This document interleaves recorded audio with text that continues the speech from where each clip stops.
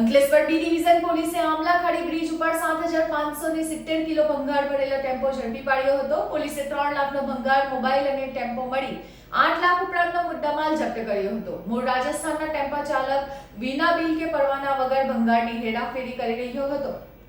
અંકલેશ્વર શહેર B division પોલીસની team પેટ્રોલિંગમાં હતી. એ દરમિયાન માહિતી મળી હતી કે એક આઈસર ટેમ્પામાં વિપુલ માત્રામાં ભંગારનો જથ્થો આધાર પુરાવા વગર લઈ જવામાં આવી રહ્યો છે.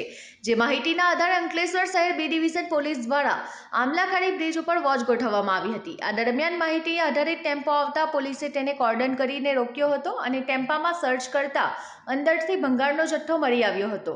પોલીસે ટેમ્પા ચાલક ભતરામ મધરામ લુહાડ પાસે ટેમ્પામાં રહેલ ભંગારના જથ્થા અંગે જરૂરી બિલ તેમજ આધાર પુરાવા માંગતા તે ગલ્લા ટલ્લા કરવા લાગ્યો હતો.